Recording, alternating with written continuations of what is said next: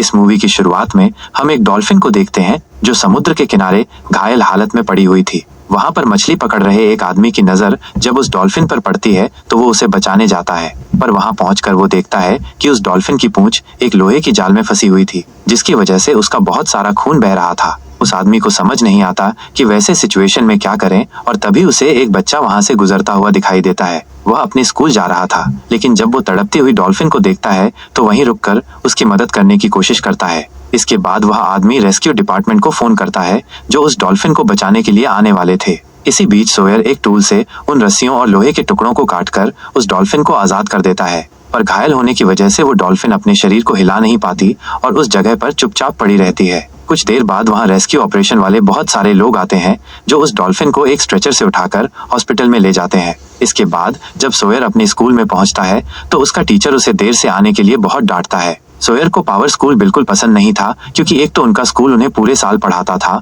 और ऊपर से अब उन्होंने गर्मियों की छुट्टियों में भी क्लासेस लेना शुरू कर दिया था। उसका एक कजन था और एक वही था जिससे सोयर थोड़ी बहुत बातें किया करता था। उसका कजन कायल एक स्विमिंग चैंपियन था और उसका सपना था कि वो ओलंपिक में पार्टिसिपेट करे, लेकिन फ्लोरिडा में मिलिट्री ट्रेनिंग के लिए वॉलंटियर करना कंपलसरी होता है, इसीलिए कायल को मिलिट्री ज्वाइन करना पड़ा। उसके जाने के बाद सोयर किसी से ज्यादा बात नहीं करता था और न ही उसकी किसी चीज में कुछ खास दिलचस्पी थी। एक दिन स्कूल के बाद सोयर उस हॉस्पिटल में जाता है जहां पर उस डॉल्फिन को रखा गया था, लेकिन वहां पर कोई नहीं था, इसीलिए वो पीछे के दरवाजे से होते हुए अंदर घुस जाता है। अंदर जाते ही उसे रफ्स नाम का पेलिकन उसे अंदर घुसने से रोकता है। उसकी आवाज सुनकर वहां पर हेजल आती है।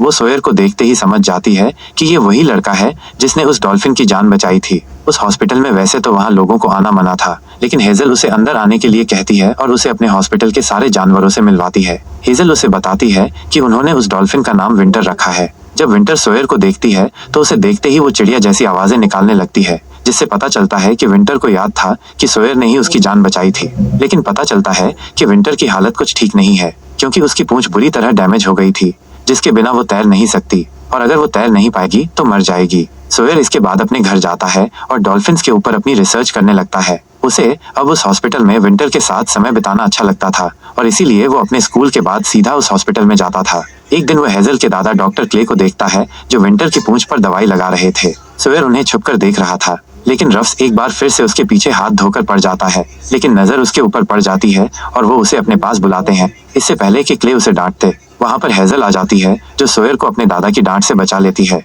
सोयर को देखते ही विंटर फिर से आवाज करने लगती है और क्ले समझ जाते हैं कि विंटर सोयर को पसंद करती है। सोयर अपनी मम्मी से स्कूल जा रहा हूँ बोलकर स्कूल नहीं जाता था, बल्कि हर दिन वो विंटर से मिलने आता था। एक दिन वो देखता है कि हेजल बहुत रो रही थी, क्योंकि भारी इन्फेक्शन के चलते डॉक्टर को विंटर की पूंछ काटनी पड़ी। विंटर अब तैर नहीं सकती थी, इसीलिए उसके ठीक होने तक कुछ लोग पूरे दिन पानी में बैठकर उसके शरीर को पकड़े रहते थे, क्योंकि अगर वो तैरेगी तो उसका घाव भर ही जाएगा। डॉक्टर क्ले सोयर को एक बार पानी में विंटर के पास जाने को कहते हैं और विंटर भी देखकर सोयर को अच्छा लगता है। इसके बाद हेजल और सोयर दोनों एक बोट पर बैठकर बातें करने लगते हैं। हमें पता चलता है कि जब सोयर 5 साल का था तो उसके पिता उसे छोड़कर चले गए और कभी वापस नहीं लौटे, और हेजल की मॉम की भी मौत हो गई थी जब वो 7 साल की थी। डॉक्टर क्ले अपने हॉस्पिटल की बोर्ड मीटिंग अटेंड करते हैं और हमें पता चलता है कि उन्हें अपने काम को जारी रखने के लिए पैसों की जरूरत थी, जो उनके पास बिल्कुल नहीं थे, और ऊपर से सरकार भी उनकी कोई मदद नहीं कर रही थी। अब उनके पास सिर्फ एक रास्ता है कि वो उस हॉस्पिटल को एक बिजनेसमैन को बेच दें, जो शायद आगे चलकर उसे एक होटल बना देगा। एक दिन जब सोयर अपने घर आता है तो उसकी मॉम उसके ऊपर चिल्लाने लगती है, क्योंकि उन्हें पता चल गया था कि वो पिछले 1 हफ्ते से स्कूल नहीं जा रहा है। वो उससे पूछती है कि वो हर दिन कहाँ जाता है, लेकिन सोयर उन पर गुस्सा होकर अपने कमरे में चला जाता है। उसके अंकल सोयर की मॉम से कहते हैं कि एक बार उसे जाकर देखना चाहिए कि वो ऐसा क्या करता है जिसकी वजह से वो आजकल इतना खुश है, क्योंकि वो पहले इतना खुश कभी नहीं था। अगले दिन सोयर की मॉम उसके साथ उस हॉस्पिटल में जाती है, लेकिन रफ्स जो अपनी आदतों से मजबूर था, हमेशा की तरह इस बार भी उन्हें परेशान करने लगता है। सोयर की मॉम देखती है कि वो तो एक डॉल्फिन की देखभाल कर रहा था, एक बेजुबान जानवर जिसे मदद की जरूरत थी। ये देखकर उसकी मॉम उसे वहां रुकने के लिए दोबारा कभी नहीं रोकती और उसे एक स्विम सूट भी खरीद कर देती है ताकि वो पानी में देर तक बिना भीगे रह सके। इसके बाद फिर क्या था, सोयर हर दिन विंटर से मिलने जाता था और उसके साथ पूरे दिन खेलता था। उसे हर दिन वहाँ नए नए जानवर देखने को मिलते थे जो इंसानों की वजह से तकलीफ में थे।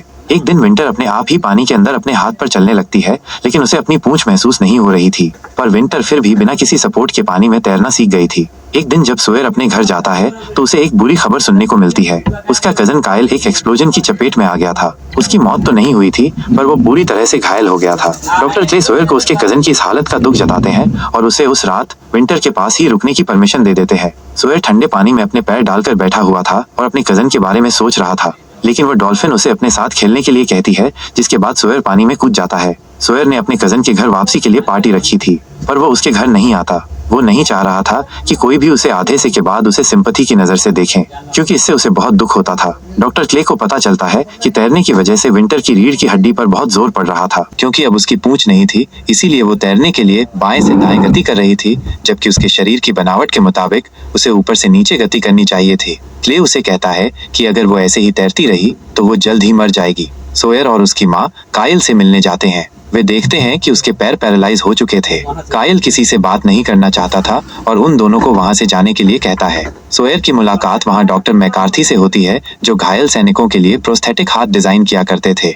उसे लगा कि वे शायद विंटर की मदद कर सकते हैं, इसीलिए वो उन्हें अपने साथ अस्पताल ले जाता है और उन्हें विंटर की स्थिति के बारे में बताता है। डॉक्टर मैकार्थी उन्हें कहते हैं कि मछलियों की त्वचा बहुत नम और चिकनी होती है, इसीलिए किसी भी चीज को उसकी बॉडी से नहीं जोड़ा जा सकता, लेकिन अनुरोध करने पर वे एक बार कोशिश करने के लिए तैयार थे। इसके बाद वे सभी मिलकर विंटर के लिए एक प्लास्टिक की पूंछ बनाने की कोशिश करते हैं, जिसकी मदद से वो पानी में तैर सके। एक रात मैकार्थी जब अपने घर जा रहे थे तो उन्होंने घायल को देखा, जो बहुत दुखी था क्योंकि उसके एक प्रतिद्वंद्वी ने तैराकी में उसके राज्य स्तरीय रिकॉर्ड को तोड़ दिया था। मैकार्थी उसे कहते हैं कि इस दुनिया में बहुत सी चीजें हैं करने के लिए, क्योंकि जीवन में विकल्प कभी कभी इंसानों को भ्रमित कर देते हैं और कभी कभी जीने का एक नया मकसद देते हैं। वे कहते हैं कि अब उसे अपने घर लौट जाना चाहिए। डॉक्टर मैकार्थी ने प्लास्टिक की पूंछ तैयार कर ली थी। वे किसी तरह उसे विंटर के शरीर से जोड़ भी देते हैं, पर विंटर को वो पसंद नहीं आती और वो उसे इतनी जोर से हिलाती है कि प्लास्टिक की पूंछ के टुकड़े हो जाते हैं। क्ले ने न्यूज में देखा कि फ्लोरिडा में बहुत बड़ा तूफान आने वाला है, जिससे बचाने के लिए वे सभी पूरे अस्पताल को लॉक करने लगते हैं। लेकिन वो तूफान इतना ताकतवर था कि जब क्ले ने बाहर निकलकर देखा तो उसका आधे से ज्यादा अस्पताल तूफान की चपेट में आ गया था, जिसमें उनकी कारें और एम्बुलेंस सब मलबे में डूब चुकी थी। उनका अस्पताल पहले से ही कर्ज में चल रहा था और इस नुकसान की वजह से अब उन्हें कड़े फैसले लेने पड़ते हैं। वे उसे एक व्यवसायी को बेचने के लिए तैयार थे। क्ले को पता चला कि सभी जानवरों को उनका नया घर मिल जाएगा, पर उस बिना पूंछ वाली डॉल्फिन को कोई लेने को तैयार नहीं था, क्योंकि कोई भी एक घायल जानवर को अपने पास नहीं रखना चाहता था। वे क्ले को सलाह देते हैं कि उसे अब गहरी नींद में सुला देना चाहिए और ये शायद उसके लिए एक भलाई का काम होगा। इसी बीच कायल उनसे मिलने आता है। सोयर उसे दोबारा देखकर बहुत खुश था। उसे घायल और डॉल्फिन को देखकर कायल के अंदर एक बार फिर से जीने की इच्छा जागती है। जब डॉक्टर क्ले उन्हें विंटर को मारने के बारे में बताते हैं तो हेजल क्ले से बिल्कुल सहमत नहीं थी, पर क्ले उन्हें समझाता है कि अब उसके पास पैसे नहीं हैं और वो इसे आगे तक जारी नहीं रख सकता है। सोयर निराश होकर अपने घर जा रहा था, तभी वो देखता है कि एक महिला अपनी विकलांग बेटी के साथ विंटर से मिलने आई थी, जिसके बारे में उसने न्यूज में पढ़ा था। सोयर उन्हें अंदर ले जाता है और वो छोटी लड़की विंटर को देखकर खुश हो जाती है। उस विकलांग लड़की की मुस्कुराहट और उसकी आंखों में उम्मीद देखकर सोयर को एक बहुत अनोखा विचार आता है। वे एक बड़ा आयोजन करके विंटर के लिए पैसे जुटाने वाले थे, लेकिन जब वे इसके बारे में क्ले को बताते हैं तो वे उन्हें कहते हैं कि अर्थशास्त्र इस तरह काम नहीं करता और इस आयोजन से कुछ नहीं बदलने वाला। उनके इस जवाब ने उन दोनों को निराश कर दिया था। हेजल के नाना क्ले से कहते हैं कि जब वो छोटे बच्चे हार मानने को तैयार नहीं हैं, तो तुम क्यों पीछे हट रहे हो? वे विंटर को बचाने के लिए कम से कम एक कोशिश तो कर ही सकते हैं। वे इसी winter.com नाम से एक वेबसाइट बनाते हैं, जिसमें लोग विंटर को घर बैठे बैठे लाइव देख सकते थे और उन्होंने पैसे इकट्ठा करने के लिए एक आयोजन भी किया था। क्ले की दोस्त एक न्यूज रिपोर्टर थी। क्ले उससे अनुरोध करता है कि वो विंटर के बारे में अपने न्यूज चैनल में बताएं, जिससे उनकी बात देश भर में पहुंचे। देखते ही देखते उस अस्पताल के बाहर लोगों की भीड़ इकट्ठा होने लगती है। डॉक्टर मैकार्थी विंटर के लिए एक विशेष कृत्रिम अंग तैयार करके लाए थे, लेकिन जब वे उसे विंटर को पहनाते हैं तो विंटर एक बार उसे फिर से झटका मार मार कर नीचे गिरा देती है। उन्हें किसी भी तरह आयोजन होने से पहले विंटर की पूंछ को तैयार करना था। सोयर समझ नहीं पा रहा था कि विंटर ऐसा क्यों कर रही है। वो पूरी रात उसके साथ बैठा था। तभी विंटर उसके पास आती है और उसे इशारों इशारों में उस सफेद रंग के सिलिकॉन को निकालने को कहती है। सोयर समझ जाता है कि शायद उसे इसी चीज से समस्या है। उसे लगता है कि प्लास्टिक की ये पूंछ उसके शरीर का हिस्सा नहीं है। इसके बाद डॉक्टर मैकार्थी नए तरह का सिलिकॉन जेल तैयार करते हैं, जो पूरी तरह से पारदर्शी था। उन्हें उम्मीद थी कि इस बार ये काम करेगा और बिल्कुल वैसा ही होता है। उसे लगाने के बाद विंटर ठीक तरीके से तैर रही थी। आयोजन के दिन हम देखते हैं कि कायल और उसके साथ का एक प्रतिद्वंद्वी वहां पर लोगों को मनोरंजन करने के लिए तैराकी प्रतियोगिता करने वाले थे, लेकिन ये एक रिले रेस थी जिसमें एक ही टीम के अंदर एक से ज्यादा खिलाड़ी दौड़ लगाते हैं। कायल पानी में थोड़ी दूर तक जाकर पानी से बाहर निकल जाता है और उसके निकलने के ठीक बाद वे लोग विंटर को पानी में डाल देते हैं, जो दूसरे तैराक को पीछे छोड़कर प्रतियोगिता जीत जाती है। हम देखते हैं कि विंटर अपनी नई पूंछ के साथ नए नए करतब कर रही थी और उनका ये आयोजन बहुत सफल हुआ था। इस आयोजन में वो व्यवसायी भी आया था जिसने अब उनके अस्पताल को खरीद लिया है। वो उनके इस काम से बहुत खुश था। वो डॉक्टर क्ले से कहता है कि उनके लोग वहाँ होटल बनाने में 20 साल से भी ज्यादा का समय लगाएंगे, इसीलिए तब तक वे अपने अस्पताल में काम कर सकते हैं और वे इन जानवरों पर होने वाले सभी खर्चों को उठाएंगे। ये व्यवसायी सच में एक भला आदमी था। इसके बाद हमें विंटर की कुछ वास्तविक जीवन की तस्वीरें दिखाई जाती हैं, जिसे 2005 में बचाया गया था।